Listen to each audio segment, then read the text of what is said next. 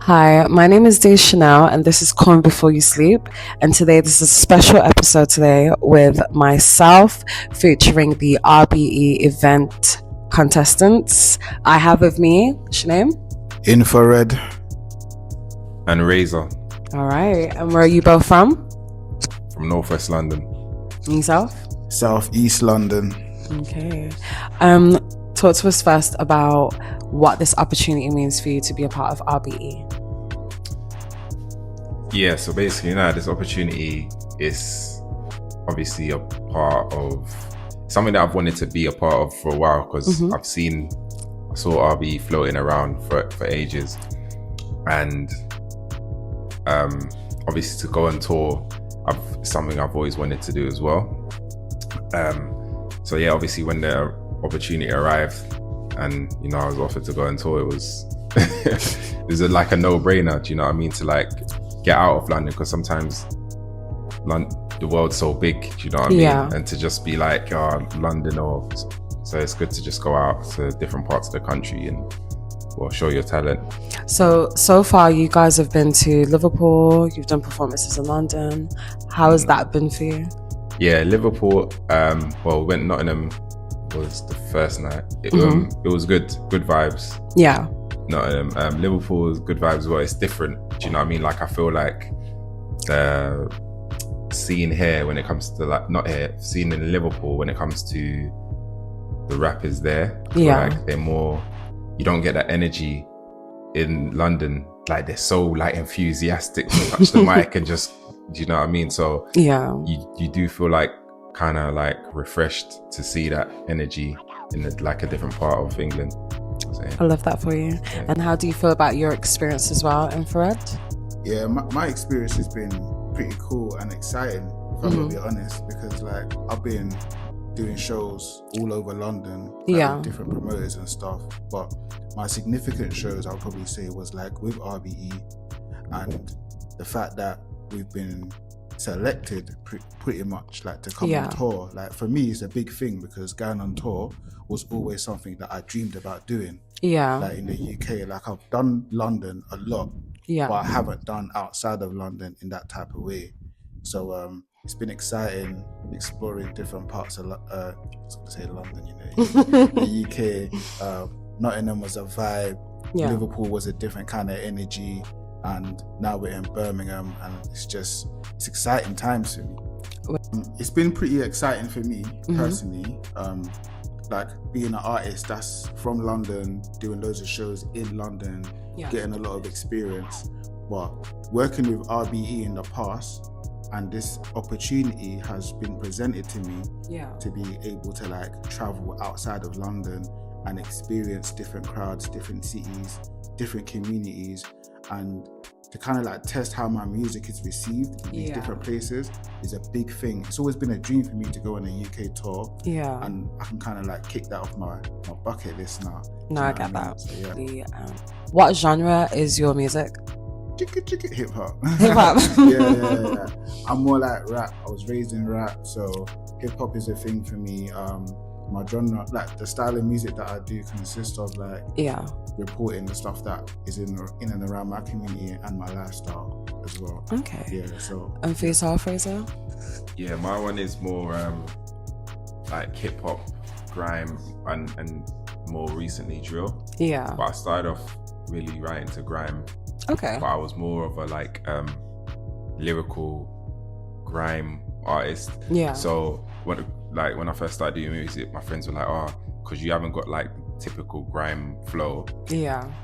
You should do hip hop because you're more lyrical. So then I did hip hop for years. I still love hip hop, still do hip hop. Yeah, of course. But later on, I kind of just dipped back into grime, and now more drill, because you have to like kind of reinvent yourself, or not reinvent. Do you know what I mean? Stay with the times. Yeah. So I'm just I just try dabble in everything. Do you feel like you're more connected to drill now than you was before? What in drill? Not what they talk about, no. Okay. But I do enjoy drill beats and like flowing to them and writing to them. So yeah. But what do you think about the drill / grime scene now? Obviously, it's like evolved. Do you know what I mean? It's evolved. and it's good. It's good for like the UK, because before it was hard for UK like music. UK music wasn't that prominent. Yeah, you know, there was a lot of influence from America, and now it's like UK artists, we've got like our own scene and our own what we're pushing and what everyone's got their platform. So we used to look at like rappers, Biggie or Tupac, whatever, but now it's like you're actually talking about your own rappers in your own country that inspire you. Do you get what I'm saying? So, and yeah, my what I talk about is just like my own experiences, and everyday life. And sometimes it sounds a bit mad to say this, but like to get content, it's for me, sometimes I have to like go through stuff or like trauma or certain things for it to build a picture. Yeah, I get that. So yeah, that's literally what mine is. Do you feel like that's the same for you? Obviously, as a hip-hop artist as well, would you say that's the same? Like, you have to have a certain like dilemma that influences your music? Not necessarily. I live in a community full of dilemmas. Yeah, but I think for me, like, I describe my music more like the weather. Yeah. And it's kind of easy to kind of like grasp from different elements of just outside. Yeah. Do you know what I'm saying? So for me, like, sometimes my content in music can be about love. Okay. Sometimes it can be about, I don't want to say hate, but sometimes it can be about trauma. It can be about a lot of, there's a lot of negative stuff that's outside. So you try and bring... And it gets reflected in my music. Yeah. But I do try to spin like a lot of positive vibes as well. So yeah, that's just like content. But like Reza said, there's a lot of flexibility in my flow, in my just dabbling into different types of music, but primarily it's all hip-hop. No, I get that. Do you feel like, because now obviously the shape of hip-hop now, what do you think of hip-hop now overall as a movement? Do you feel like it's actually going somewhere? Do you feel like too many people have influenced it for not how it was? Obviously you come from the scene of Tupac and Biggie influencing hip-hop, so what do you think about it now? The thing about hip-hop and music, like, sometimes there's eras in it. There's all different types of eras. I think we're in an era right now where no one's being as creative as it probably used to be. Yeah. But we also have to like remember to give like artists and the genre time to grow. Yeah. Because there's always like a point at some point where things start to change. I get that. Someone does something that changes the game. And that's, we're at that point where I think we're getting ready for something to happen. Yeah. Do you guys listen to much of the underground UK scene? Yeah, like, you know, it's I always have. That's like, I always listen to that. Used to listen to like pirate radio. Okay, that's nice. That sort of stuff. But I was more influenced from like the UK underground scene, because I felt like it came from more where I'm coming from. Like, they were like people that are just like me or have grown up in my situation. More relatable. Yeah. Obviously, like I said, even though I've been inspired by like rappers in the UK, but it's just like sometimes you're like, you know, this person is from my area, so if he can do it, I can do it. You know what I mean? That's true. So that's what I have always followed, and it's weird because I haven't really always followed the commercial. I did certain commercial things that I like and songs that I like, but I've always, I don't know, maybe it's something in me that just likes the underdog or the person that comes from nothing to to like to make it from nothing to something. So I've always just more gravitated to like the underground scene, always. I hear you. Overall, as an artist, what could be expected from both of you? For me, boy, I've got like tons of projects out there, but at the minute, I'm currently studying, like doing a music degree at uni. Oh, nice. Yeah, so I'm doing that, and I've started making beats and stuff, and I wasn't doing that before. Yeah. Do you get what I'm saying? So now this year specifically, I'm trying to collaborate more with like maybe like adapt, like use different sounds or adapt with like different genres, that sort of thing, because I feel like I've made the music I want to make for so long. Yeah. Maybe I just need to branch out and stop being stubborn or stop being set in my own ways and just be like, just be open to whatever it is. So that's what I feel right now. Okay, and yourself? For me, I kind of look at it different, because I think we live in a world where it's really loud. Yeah. Yeah, and there's a lot of like things happening. Yeah.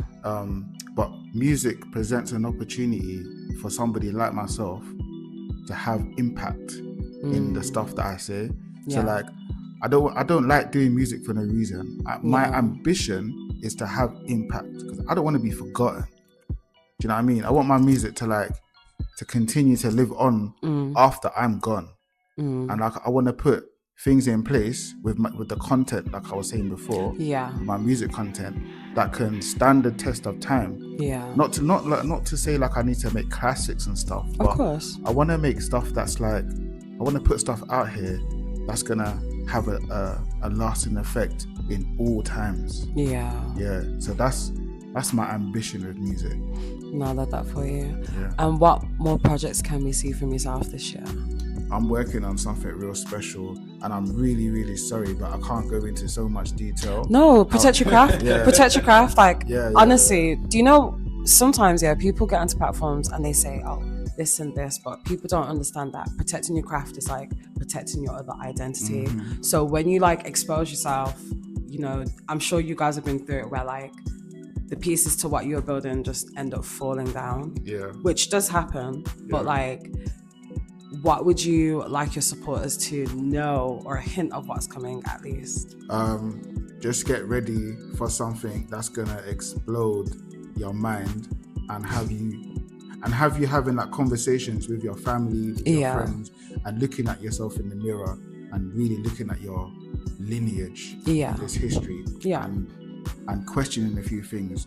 And hopefully I can kind of make people wise up a little bit, because I think we're like in a stagnant era. Of course. Yeah. Especially within music, like. Exactly. Even with creativity, I feel like there's a problem of a lot of recycled trends, but nothing is like, you know, like when you used to see something new and it used to give you like an ooze feeling. I don't feel like it's in the air as much anymore. Yeah. And that's what I was talking about. Like, somebody has to come and change something. Yeah. And I want to be an artist that has that type of impact. I want to be able to say I changed something in this UK music scene. All right. So, even though we've just gone through a lot more about your work, about what's expected to you, and also growing in your craft, building the pieces to your success, list me 5 things that you want your supporters to know about you. 5 things that I want supporters to know about. I know it's a lot, innit? I've always, like I said, probably my story. That's number one. Yeah. Like my story, like, you know, like how I grew up and the struggles and what I've been through to continue doing what I'm doing. Yeah. Let them know that obviously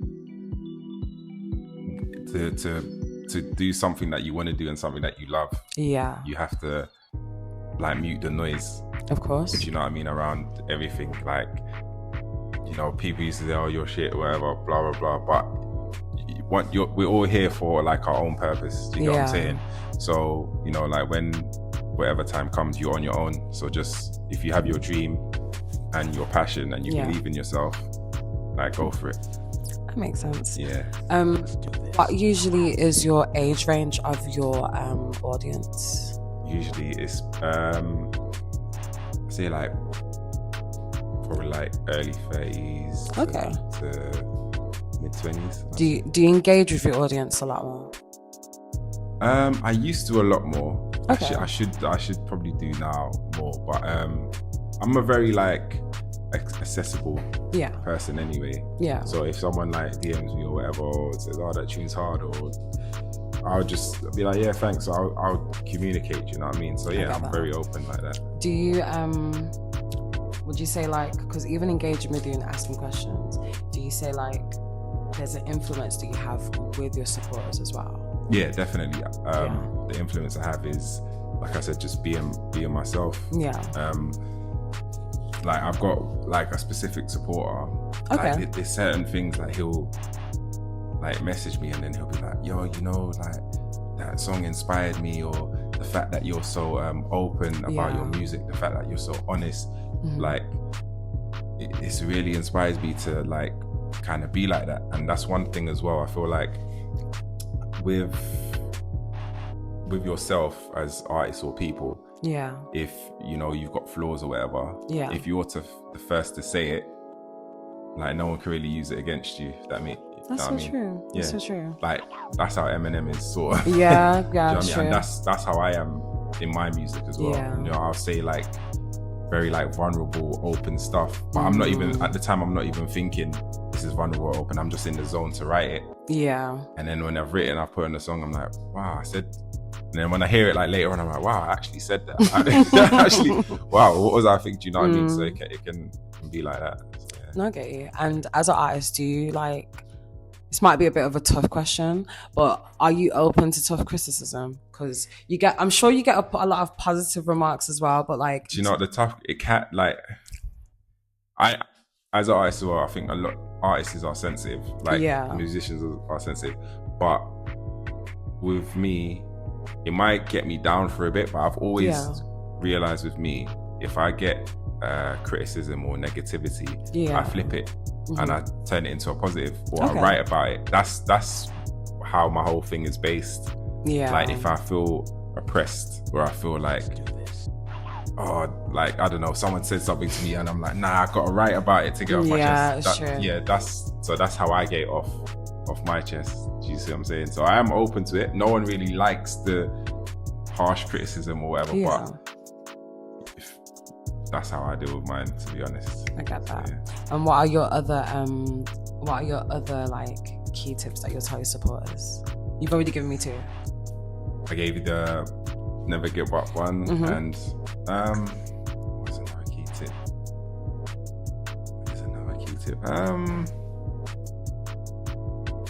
I said, just be you.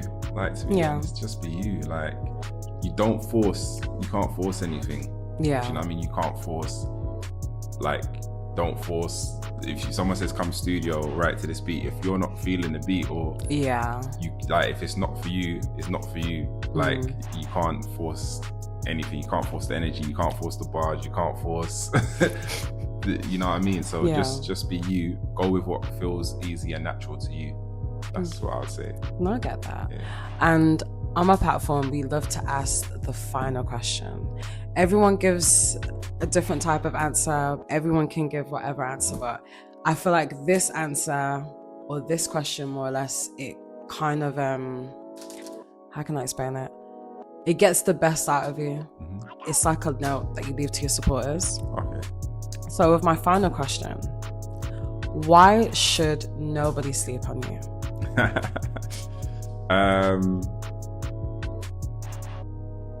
Because I think no one should sleep on me, because I feel like I'm your everyday guy. Do you know what I mean? It's just, I am, but I'm not, because the everyday guy is just like, I want to do a 9 to 5 and go to work. But, do you know what I mean? But I feel like when it comes to,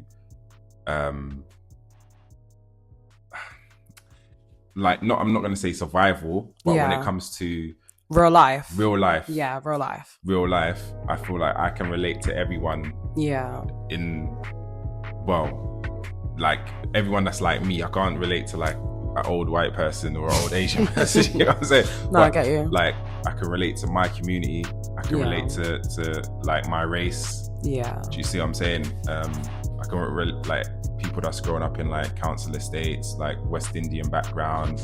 I can relate to, and there's a lot of that from like that live in England or London. Of course. You know what I'm saying? So I just feel like in that sense, I can relate to, no one should sleep on me, because I feel like I'm a very relatable person, and I feel like I just have like a natural, should I say, leadership.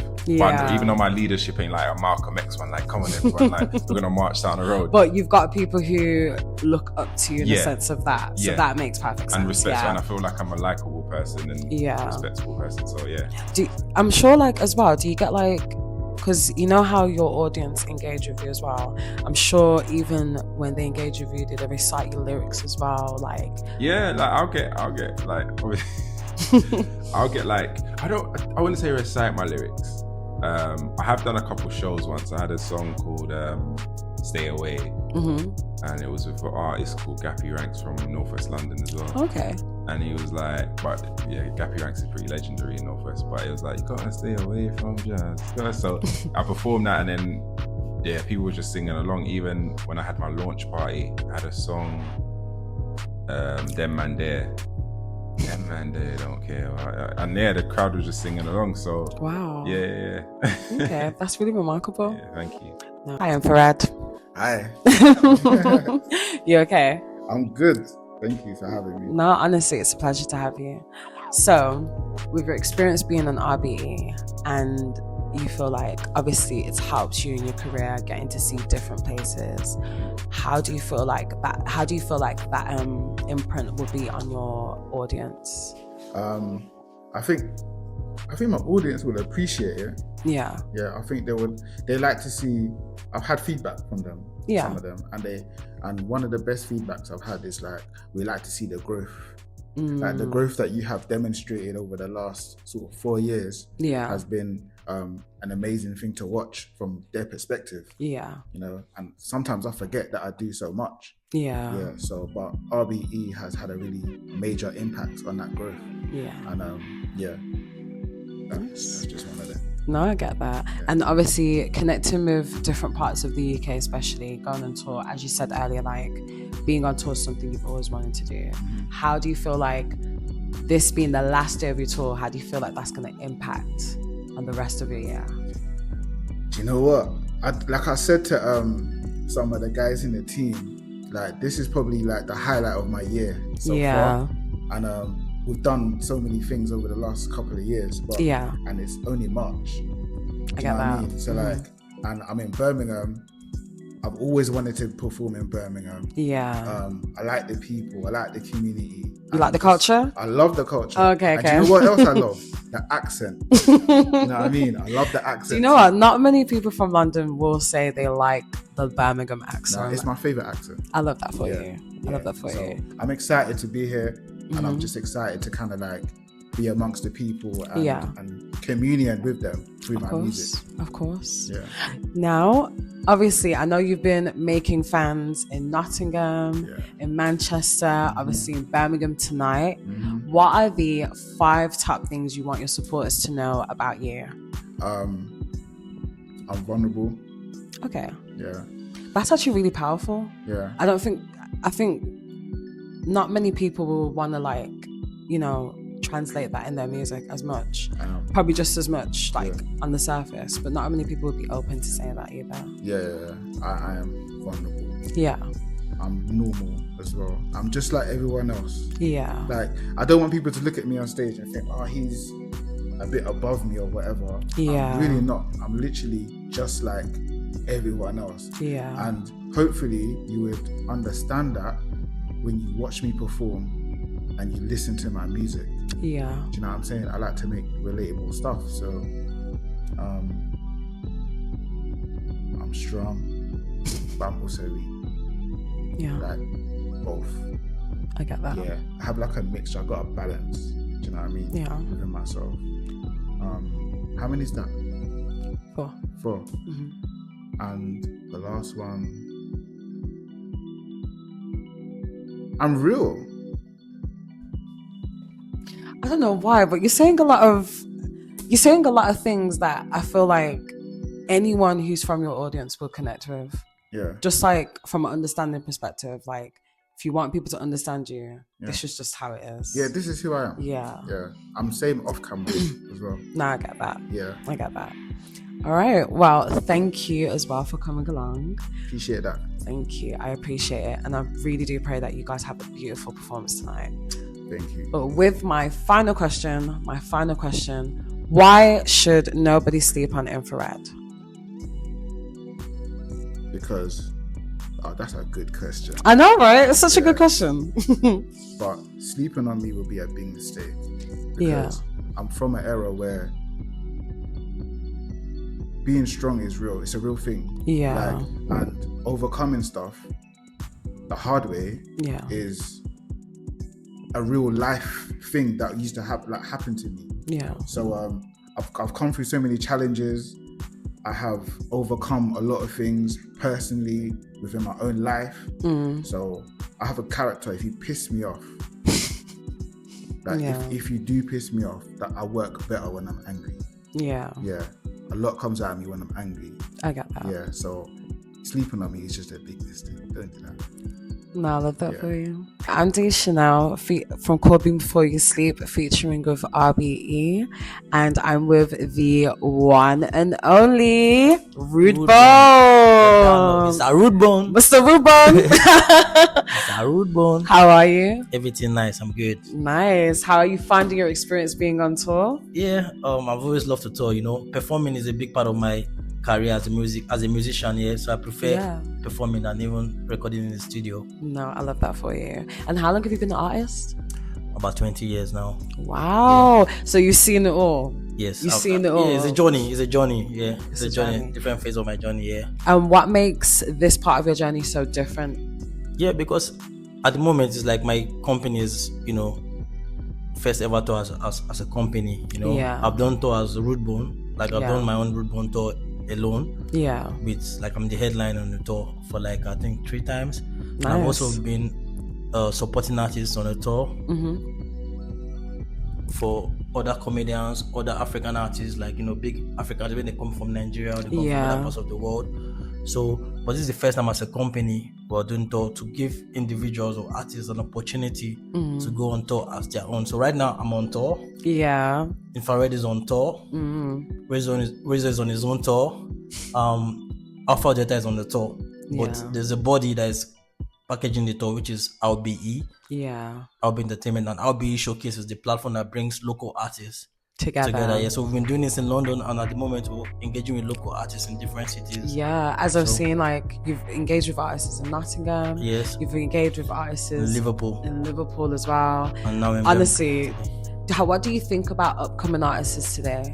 Since being an artist for so long. Yeah, so I think as I said, it's a journey. So there's always one part of your journey that you'll be developing.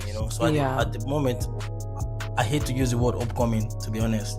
I understand. Yeah, so I like to use probably artists on different stages of their career. Let's say a B, C list, B list, A list. So somebody like yours, for example, some people use upcoming to somebody that's not maybe blown.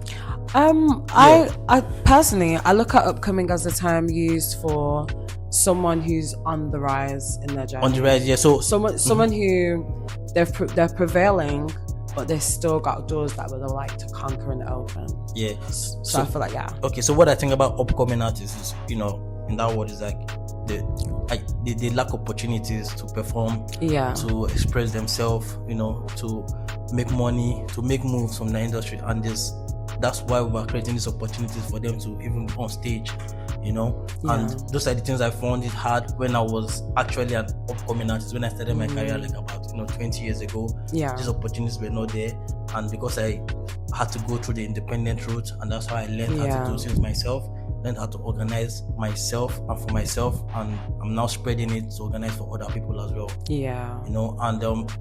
And in my journey I've reached height as a musician, a very good height. I've had hit songs, I've had songs, as I was telling you earlier, that was endorsed by TikTok in 2019. Tell me about that experience. So that was for my song Grow Your Bandana. They gave me a page, the page is still on TikTok. If you use the hashtag, you see that that's an official challenge page, worth £10,000 at that time. So I had over 30 million views, 30 million people dancing to, or 30 million views, people engaging with the hashtag for Royal Bandana Dance, people all over the world. So that was one of my, biggest points in my career. But as I said, it's a journey, It could happen to anybody at any time. And things, new platforms come out, new opportunities come out, but we have to create those things ourselves. Of course. And so TikTok was good for me. It helped me spread my music, and right now it's helping a lot of people do their music. Of course. So as an artist, that's my one of my biggest points as an artist. I get that. Obviously, for being an artist for 20 plus years, I get that now that TikTok is looked at as a platform that opens those doors that couldn't be open. That opens. But I feel like most of the time, younger kids would disagree because they feel like it differentiates real artists from artists who've just come up. What's your opinion on that? Yeah, I think my opinion on that is that it changes, because trust me, in the next 2 or 3 years, TikTok is not the factor to blame anybody. Yeah, of course. Because it's already saturated.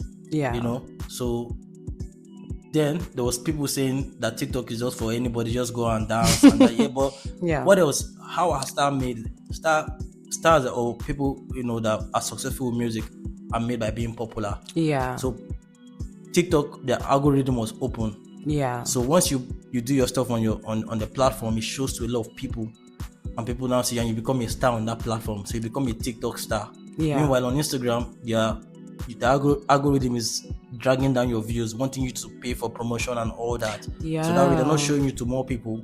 So when they start showing you to more people, you become big on the platform, and you become big in real life as well. So that's why people now start becoming stars on TikTok. So people just felt like it was people that didn't have talent, but trust me, people had the interest, people have the talent. Everybody got talent in them. It's just the interest to do what you're doing. Like, as you're sitting down with me right now doing interviews, some people want to do interviews, but they've not taken the other steps to reach out to do what they got to do to make it happen. But I feel like it's conquering those doors to know how easy it is and how just putting yourself first. Mm-hmm. Do you know what I mean? Mm-hmm. But what my other question was to you, do you feel like, because obviously you've seen the time of music grow. Yes. So do you feel like from the era of CDs, do you feel like artists got paid more selling CDs than they do now for marketing of like streaming services? Yeah, what's your opinion on that? Yeah, so I think we got paid for the physical value of the product. Yeah. Like I said, we got paid for people that got your CDs more, but the reach would have been a bit less. Yeah. Like me myself, I came from the era of CDs. I had CDs. I had my album in the market. Like I still have CDs with me. Yeah. So I had like 2 albums that were in the market. Mm-hmm. Yeah. And I had like obviously, limited editions of CDs that I made of, mixtapes and all that. And obviously before that I had cassettes. So when I say this, I had the cassette, but my music was not yet. That was at the start of my music career. So one of my mentors, he had his cassette on tape. I never had my CD commercially on cassette anyways. Yeah. By the time my music was out, it was on CDs. Nice. Then from there, I started learning to do the digital, because you remember, there was a time where you need to get your music from blogs. Yeah, Like if you listen to Afro beats, you need to go to a website, maybe like Not Just Okay or some certain websites to download CDs from blogs. Yeah. Before the streaming services came on, and who knows what's going to happen next. So the music industry always evolves. Yeah, and it's always growing. Yeah, and if you embrace the how it evolves, then it can impact you in different ways.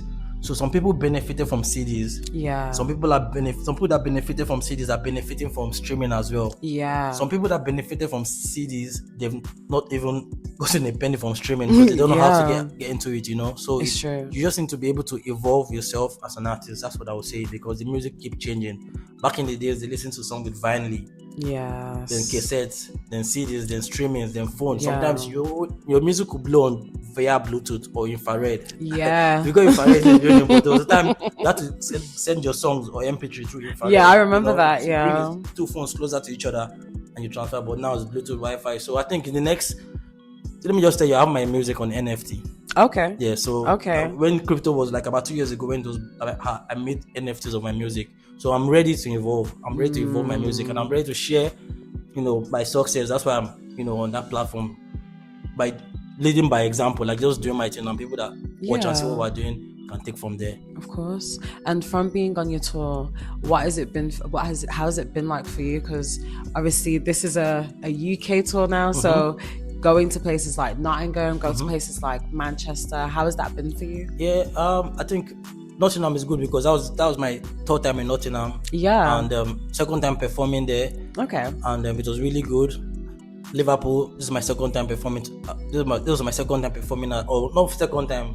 I've performed in Liverpool loads of time anyways. But that was, I enjoyed that performance. But I met a different audience, because most of the audience we had, or most of the artists that we had, were real local artists. Liverpool artists, like with the thick Liverpool accents, Some of them had like their Marks and Baileys. So they're like youths. They were really, really, they enjoyed the opportunity, and I really felt that, vibe from them. And today's going to be even better, So they say save the best for the last, And it's just the journey. I'm just enjoying every part of it. You're just enjoying it. And the one thing about touring, like everything is never the same. Yeah. So for example, we had a bigger venue in Liverpool. Okay. We had a smaller venue in Nottingham. Yeah. But it was beautiful. Yeah. We had like a different kind of crowd there. We had a different kind of crowd yesterday, and today we're gonna have a different venue. different city, different people. So nice. it's like sightseeing, and it's good for my mental as well. My mental health, just having that kind of. Do you feel like it's good to open your horizon when it comes to music as well and branch out with different crowds? Yes. In fact, like when I start going to the studio, I need to just talk about some experience on the tour. So it's giving me something to just, something that is recent to put on a track. No, I love that for you. And also it's helping us with content. Like I've been building a lot of content on the road. So I can't wait to see it because I can tell you're always with your camera. I can tell. Yeah. I like making content when I'm on the move with music. Like if I'm off the music, like doing other things, other stuff. Yeah. I really do content, but when I'm doing something to do with music, I'm happy to share what I'm doing with music, No, I love that for you. Yeah. Right. Well, thank you for coming. No problem. I'm going to ask you my final 2 amazing questions. Okay. So my second to last question for you is, what are the 5 most important things you would want your supporters to know? Yeah, I want them to know that I'm very, very, very hardworking. Like, very hardworking. 2, I'm very honest. 3, everything I say I'm gonna do, I always try to do it. Yeah, a man of your word. Yes, man of my word. Yeah. 4, I care about my fans. Like I really care about them. Sometimes I might miss your messages, but just know I want to, message or reply to you. And 5th, I want to say thank you to my super fan. At the moment, I have a super fan that is actually subscribed to my platform. That every month, he gets it's like I'm his Netflix. That gets money comes in from him every day, every month. So it's part of my fan club. His name is Uche Chooks. Shout out to you. And shout out to him as well. Yes, shout out to you, Uche Chooks.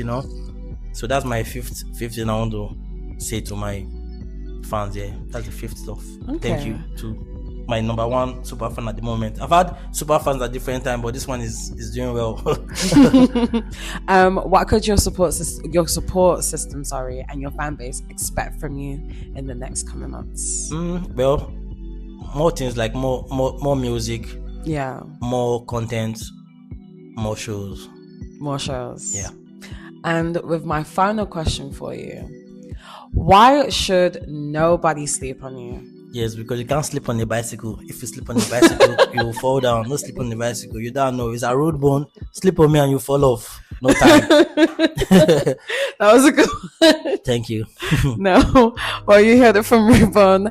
Thank you so much. And congratulations to everyone who took part with RBE. Congratulations for everyone who performed. And congratulations as well. And thank you for supporting new and upcoming and on the rising artists. And also, I'm also going to add one thing there. Also, RBE as a platform, we do awards every year. Yeah. So this year, people that participate on the tour, they're going to be getting nominations, and we're going to be, engaging with more people around the UK. So right now we're nationwide, and the award could happen anywhere. It could happen in London, it could happen in Birmingham, it could happen in Liverpool. Nobody knows, but we are working.